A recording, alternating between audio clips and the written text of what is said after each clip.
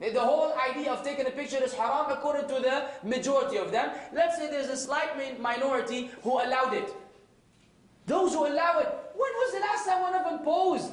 So you get these people saying, I'm on this and I'm part of this clan, and he's posing with, with all kinds. No, Habibi. Now this here is a title. And I hate to tell you, but I have to tell you, you're not living up. You're not living up to the way of these people.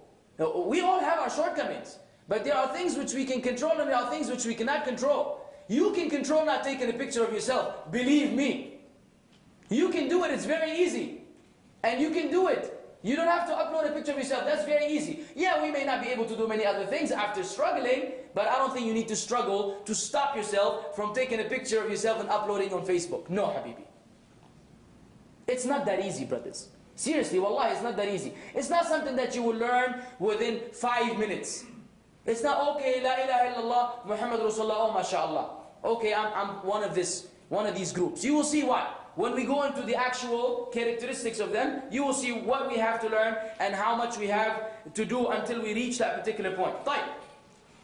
Then, this is what Allah said about them. The Prophet ﷺ said about them, the hadith al-Bukhari Muslim, hadith of Ibn Mas'ud, خَيْرُ النَّاسِ قَرْنِي ثُمَّ الَّذِينَ يَلُونَهُمْ ثُمَّ الَّذِينَ يَلُونَهُمْ. The best of mankind. The best of mankind after the prophets. My generation is my generation, then those who follow them, then those who follow them. This is the summary, this is the crux of the whole matter. If we understood this correctly, all of our issues will be resolved bi-idhnillah. If we understand that the best people are the Sahaba and the Tabi'een and Atba' al-Tabi'een, so we live Islam and understand it and apply it per their understanding, then we have started to travel upon the path of that one group. Until then, no. And I will give you a practical example that happened to me this morning. One of the brothers who belong, maybe he belongs to one of these sects, anyways, he follows the Hanafi madhab blindly. Mashi? We're not saying that those who follow the Hanafi madhab are not part of this path, but that's a sign of danger. He comes to the masjid every morning, and he prays 4 rak'at. So, as I told you before, the masjid is the place for amr bil ma'ruf wa nahy al munkar. You don't be quiet, you have to speak.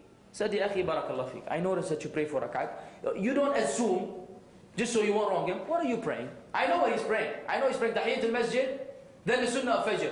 But I don't say that because I may be wrong. He said, no, that's not what I'm doing. So I said, what are you praying? He said, Tahiyatul Masjid, then Sunnah al-Fajr. I said, listen, akhi, Tahiyatul Masjid is a salah which is done when there's nothing else to pray. Yani if you come into the masjid and there's nothing else for you to do, there's no salah for you to pray, then you don't sit down until you pray, and we call that 2 rak'at Tahiyatul Masjid. If there's another intention, if you want to pray the Sunnah of Fajr or the Sunnah of Dhuhr or the Sunnah of Maghrib or whatever, then you no longer, not the Sunnah of Maghrib, because that's after Maghrib, any other Sunnah, then you no longer have to pray Tahiyatul Masjid. You don't even have that intention anymore. Tahiyatul Masjid is dropped because the whole idea is that don't sit down until you pray. And if you pray the Sunnah of Fajr, you've done your job. So the brother said, no. Why are you saying that? I said, because this is a time of prohibition of Salah. And the only thing the Prophet ﷺ did, he prayed the 2 rak'at of Fajr. So you can't pray more than that. The Sahaba didn't pray more than that. You have to stick to that. The whole idea of Tahiyatul Masjid is not. Now, it didn't get pretty, it got ugly. And one of the ways of the people of desires is what? Turning the tables around. When he wasn't able to answer me, he said, yeah, where's your cap? I'm wearing a cap now. I wasn't wearing one in the masjid. I said, what does the cap have to do with this? He said, you're saying sunnah, what sunnah you're telling me not to do? Where's your cap? Isn't the cap sunnah? I said, listen, akhi, we don't want to now shift the issue. Because we can shift it and I can prove to you that it's not a sunnah. Where are your leather sandals like that of the Prophet ﷺ? Where are they? And what is this you wear? Why aren't you wearing like the Messenger of Allah? Did he wear a white coat like this with these buttons? How he wasn't able to answer. Then he said, of course, when we reached this dead end, he said, leave me alone. Now listen, I'm just trying to teach you something. He came this morning He prayed 6 rak'at. Allah al-Azim, wallahi. I'm sitting there like, man, this brother, man, really wants to start trouble with me, akhi. You know, I don't know what's up with these people, man, but anyways, that's life. 6 rak'at. I wonder where the other 2 came from, but I was going to be quiet. I said, you know what, it's going to cause fitna in the masjid, because sometimes if forbidding the evil will create more evil, you zip it. As soon as he finished, he spoke to me. Salaam alaikum, alaikum salam. I try to be nice to him. Barakallah feek, good to see you again. He said, you told me yesterday about Tahiyyat al-Masjid. Said, yes. And he made me explain to him the whole thing again. He said, yeah.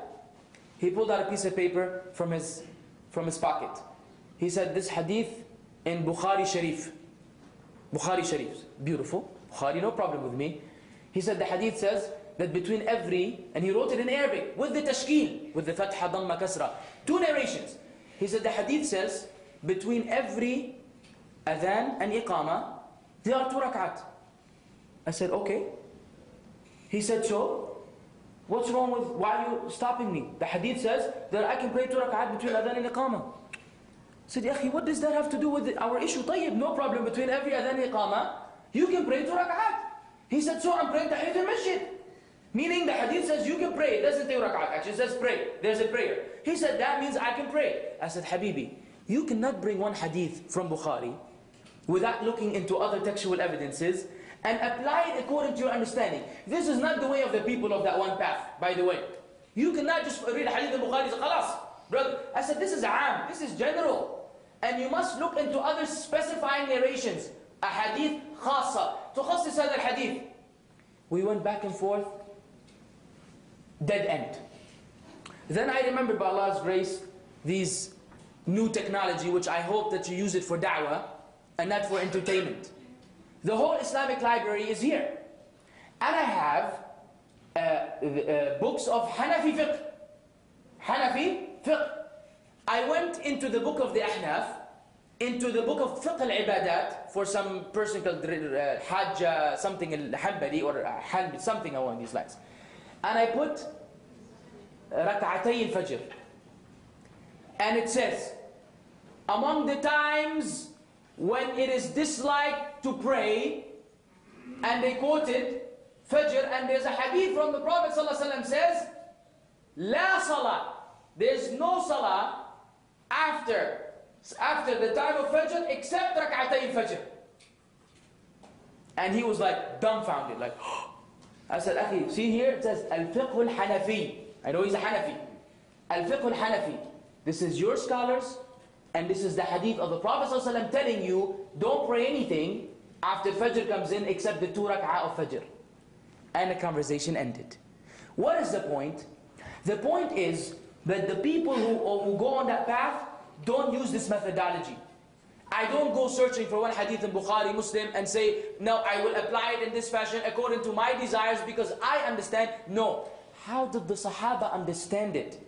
And what did the Prophet ﷺ really say? And are there other narrations which further explain it? After we get all this investigation out of the way, and we have clarity upon the Sunnah, then and only then I act upon the Sunnah.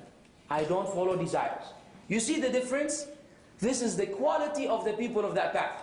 They must refer to the khayrun nas, to the best of generations. The best of people, they must, because they understood these narrations, they conveyed them to us. If the Sahaba never prayed more than 2 rak'at between the adhan of Fajr and the iqamah, then you don't pray any more than that. Because you're not better than them, and you sure don't understand the deen better than they did.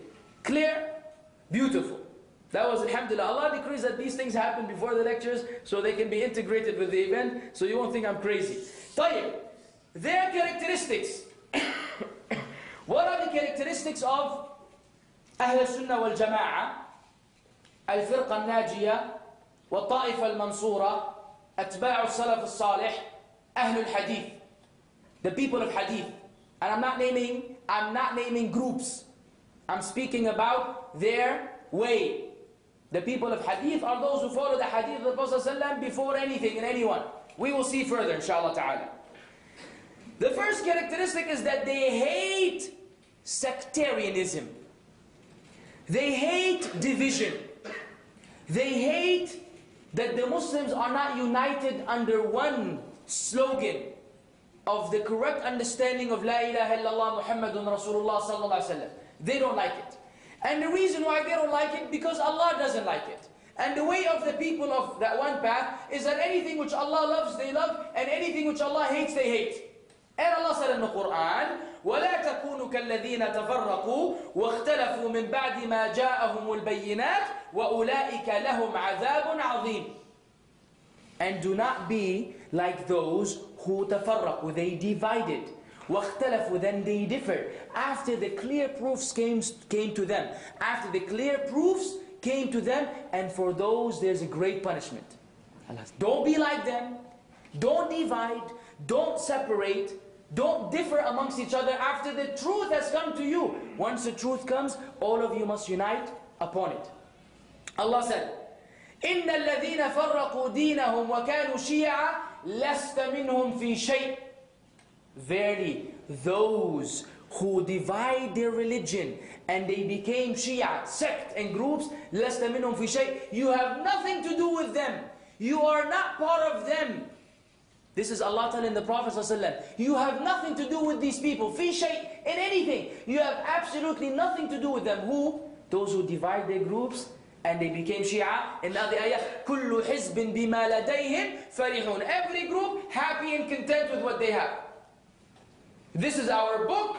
This is our tariqah. This is our way of da'wah. This is the name of our organization. These are the names of blah blah blah. Khalas. Anything outside this is wrong. Shaykh al-Islam ibn Taymiyyah rahimahullah said in commenting on this ayah, said in commenting in his book al-Fatawa, anyone who puts up an individual, regardless of who this individual is, if you take him up as the ultimate person, like in the Ahnaf, al-Imam al-A'zam, Imam Abu Hanifa, then you love people, or you have enmity against them, depending on this person. Per this person, then he is among those whom Allah said about فَرَّقُوا دِينَهُمْ وَكَانُوا شِيَعًا. He's among those who have divided their religion and they became sects. If you take one individual and your enmity and love with the Muslims is based on him, whatever he says, whatever he does, only, no one else. And he said, as for those who have fiqh, for the men who have fiqh and learn the deen from the people of knowledge, then it is not right for them to set up their scholars, or to set up an individual, and then they make them the standard on which they affiliate with people, or they boycott them. This is also part of dividing the deen. So we're not attached to fulan, sheikh, one sheikh. Like you find the people of the tasawwuf and others, they have one sheikh. And his sheikh took it from another, tariqah, and from another sheikh, it's like inheritance. No, Ahl Sunnah wal Jama'ah, we have ulama. And we're not confined to the living ones. We go all the way back to the first ones. From the Sahaba, Tabi'een, Atba'u Tabi'een, then the ulama of the Ummah for the four madhahib, and Bukhari, Muslim, Tirmidhi, and so on and so forth. We're not confined to an individual where our whole religion is based on him. They don't like sectarianism. And the hadith of Hudayfa, the famous hadith of Hudayfa, he said that people used to ask the Messenger of Allah about good. And I used to ask him about evil, because I was afraid that I will come across it. So he asked him, will there be good after this evil? Then he said, will there be an evil after this good? And so on and so forth. Until he made it to the hadith where he said, will there be any evil after the goodness which the Prophet ﷺ spoke about? He said, Na'am. دعاة على أبواب جهنم من أجابهم إليها قذفوه فيها. Prophet ﷺ told them about the things that will happen in this ummah. They will be du'at, people, propagators, standing at the doorsteps of Jahannam. Whoever responds to them, they will toss them and cast them in Jahannam. The Prophet ﷺ said, there will come a time where people will call you to Jahannam. Come follow our way, come follow our deviated, invented, innovated way. Come join our sect and our group. They're calling people to Jahannam.